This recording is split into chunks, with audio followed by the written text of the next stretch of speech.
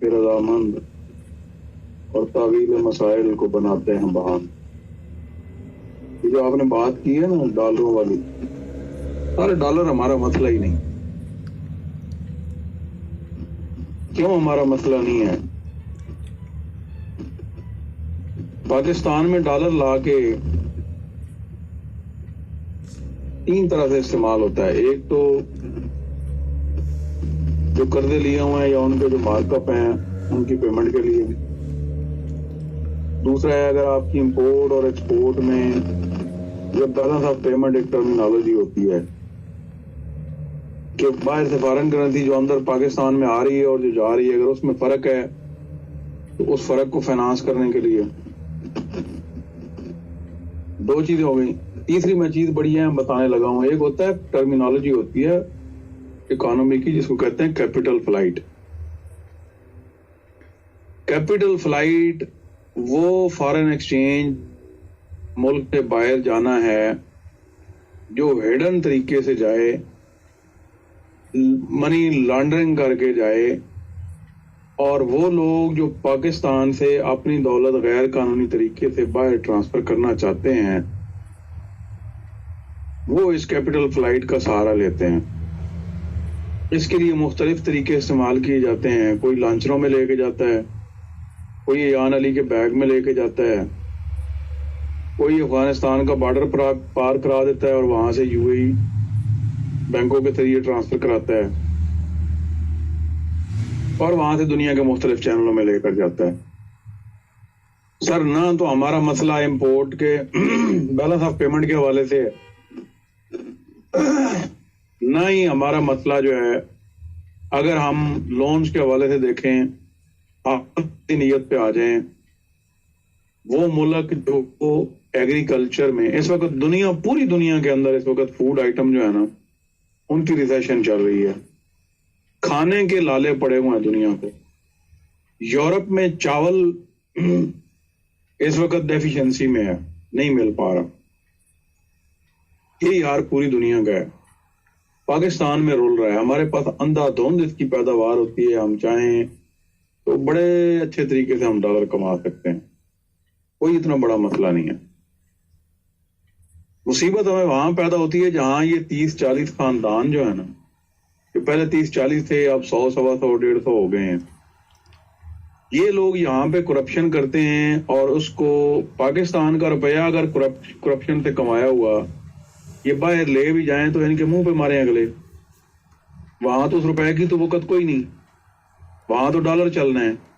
تو یہ سارے کا سارا جو لاٹو گھمایا جاتا ہے نا، یہ ٹوپی ڈرامہ، یہ 2 نمبر طریقے سے ڈالر باہر لے جانے کے لیے گھمایا جاتا ہے. ابھی ریسنٹلی ایک ایکشن ہوا ایف آئی اے نے کیا کے پی کے اندر. وہاں سے 12 جیلی فارن ایکسچینج کمپنیاں پکڑی گئیں جو ڈالر کے ساتھ ساتھ سونا بھی افغانستان میں سمگل کر رہی. لہذا جو یہ بکواس کرتے ہیں نا کہ ہم یورپ کے خلاف نہیں بول سکتے، ہم فلاں کے خلاف نہیں بول سکتے، ان کے ہم نے پیسے دینے ہیں. بھائی صاحب پاکستان اس وقت، میں لٹرلی آپ کو اسٹریٹ اوے بات کر رہا ہوں، مایوسی کی باتیں نہیں کرنی چاہیے. پاکستان اگر انٹرنیشنل گلوبل پیمنٹس کے حوالے سے دیکھا جائے پاکستان ڈیفالٹ کر چکا ہے. ہم ڈکلیئر نہیں کر رہے. کیونکہ اگر آئی ایم ایف ہمیں پیسے نہ دے، باہر سے انویسٹمنٹس نہ آئیں، تو ہم اس وقت اپنے قرضے ہم نے چڑھا لیے ہوئے ہیں، ان کو پے آف کرنے کے لیے مارک اپ دینے کی ہم پوزیشن میں نہیں ہیں.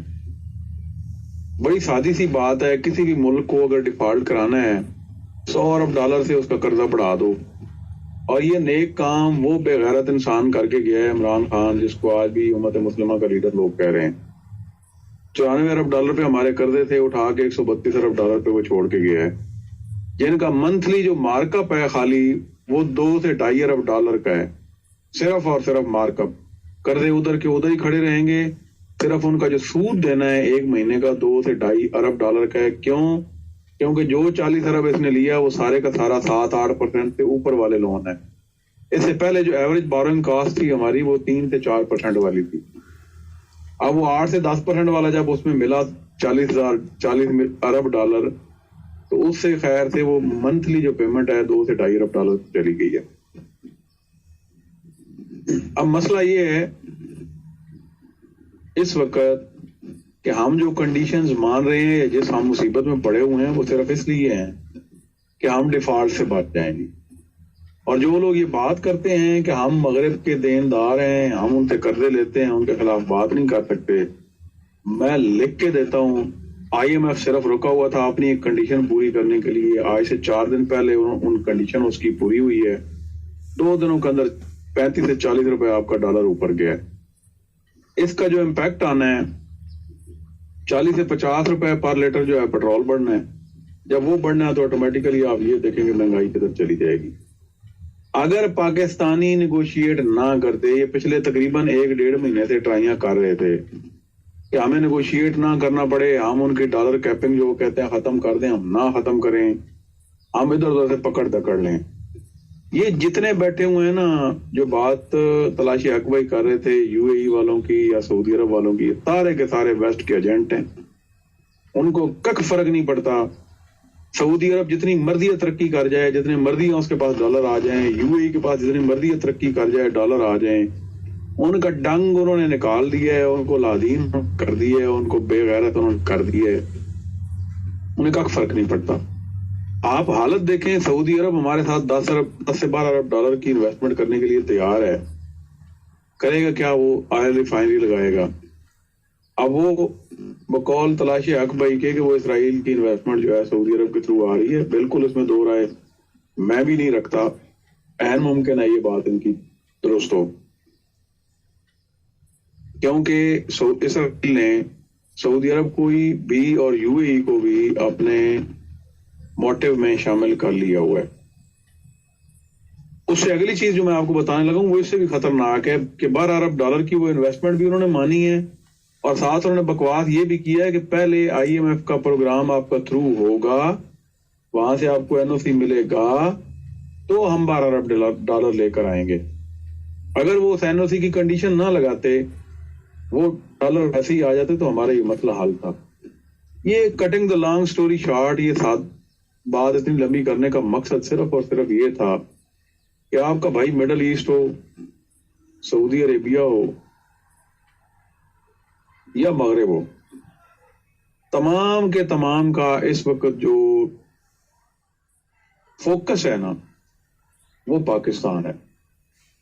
نہ صرف ان کا فوکس پاکستان ہے بلکہ ان کے جو یہاں پہ لوکل ایجنٹ اور ہواری بیٹھے ہوئے ہیں ان کا فوکس بھی جو ہے نا وہ پاکستان میں وہ قوتیں ہیں جو اسلام کی اور دین کی اور مذہب کی اور اللہ اس کے رسول کی, اسلامی شعار کی, اسلامی مقدسات کے تحفظ کی جو بات کرتے ہیں, جو یہاں ان کے ایجنٹ بیٹھے ہوئے ہیں ان کا ٹارگٹ بھی وہی ہے. میں آخری 2-3 باتیں کر کے آپ سے اجازت لوں گا کیونکہ میں ڈرائیو بھی کرنی ہے, میں رکا ہوا ہوں کہیں پہ تاکہ آواز آپ کو صحیح آ سکے. اور وہ باتیں یہ ہیں کہ بھائی مجھے کوئی ایسی پرامن تنظیم دکھائیں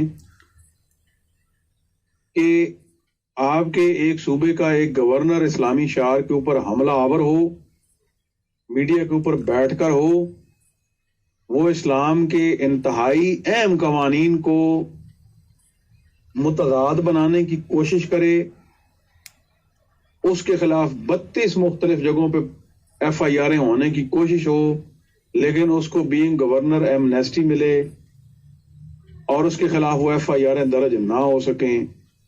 پھر وہ بندہ جس نے اس کے سینے میں گولیاں اتاری اور اس مردود کو واصل جہنم کیا, وہ ذاتی طور پہ اس بندے کو 2-3 دفعہ ٹوکے کہ آپ یہ جو حرکات کرتے ہیں, یہ جو بار بار باتیں کرتے ہیں اس قانون کے حوالے سے, وہ ٹھیک نہیں ہے, آپ یہ نہ کریں.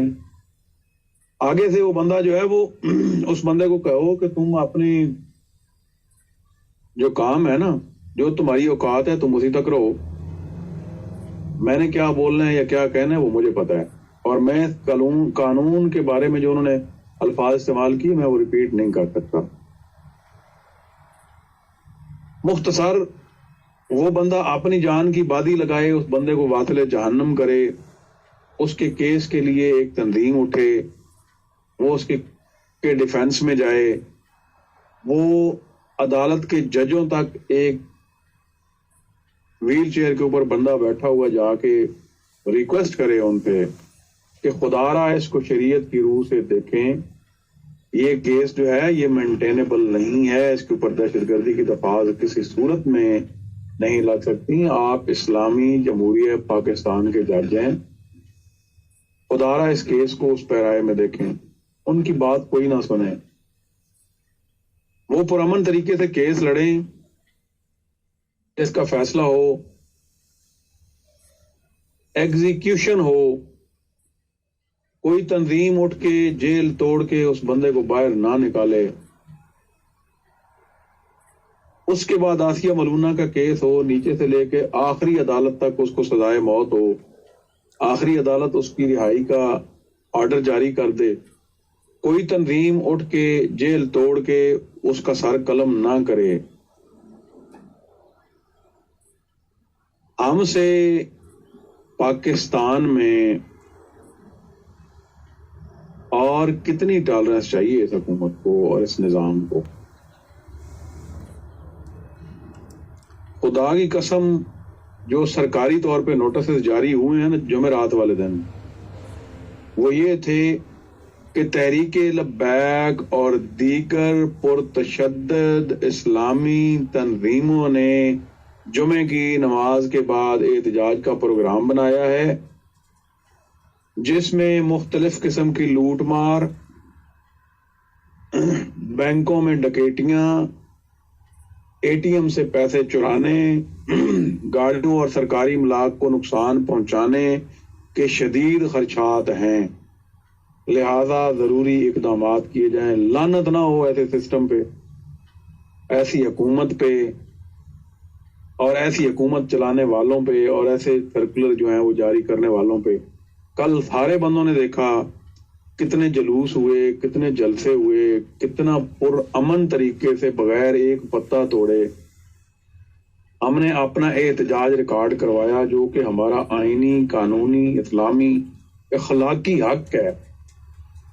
ہمارے ساتھ غیر مذہبی اقلیتی لوگ جو ہیں وہ بھی اس احتجاج میں شامل تھے، جس میں عیسائیوں نے، ہندوؤں نے اپنے احتجاج ریکارڈ کروائے، لیکن ہماری حکومتیں جو ہیں وہ اس طرح کے سرکولر جاری کر رہی ہیں کہ پرتشدد اسلامی جماعتیں جو ہیں وہ لوٹ مار کریں۔ میڈیا کے اوپر ہمیں پابندی، ایک پیرائے میں لا کے اسلامی، یہ اسے کیا کہتے ہیں، جمہوری ڈھانچے میں لا کے، اس لیے لا کے کہ ان کو ڈیفیوز کرنے کا ایک بہترین طریقہ، رزلٹ تو وہی نکلنا ہے جو ہم نے نکالنا ہے۔ آپ کے سامنے ہیں سارے الیکشن، پنجاب کے جو بائی الیکشن ہوئے ہیں، کراچی کے اندر جو بلدیاتی انتخابات ہوئے ہیں، سب آپ کے سامنے ہیں، الیکٹرانک میڈیا آپ کے سامنے ہے، سوشل میڈیا آپ کے سامنے ہے، کیس آج تک تحریک لبیک کے جو پڑے ہوئے ہیں وہ آپ کے سامنے ہیں۔ یہ نظام اتنا آسانی سے مولڈ ہونے والا یا بدلنے والا نہیں ہے۔ اہم یہ ہے کہ مایوسی اور نا امیدی جو ہے نا وہ مومن کا شیوا نہیں ہے۔ اسلام اور تاریخ ہمیشہ ان لوگوں کو یاد رکھتی ہے جو حق کی طرف کھڑے ہوں، جو باطل کا ساتھ دینے والے ہیں، وہ اسلام کے اندر کے لوگ ہوں، اپنے آپ کو مسلمان کہنے والے ہوں، یا اپنے آپ کو مغرب کا ایجنٹ ڈکلیئر کریں، اس سے کوئی فرق نہیں پڑتا۔ پھٹکار ہمیشہ ہونے کے لیے ہے، سادی سی بات ہے۔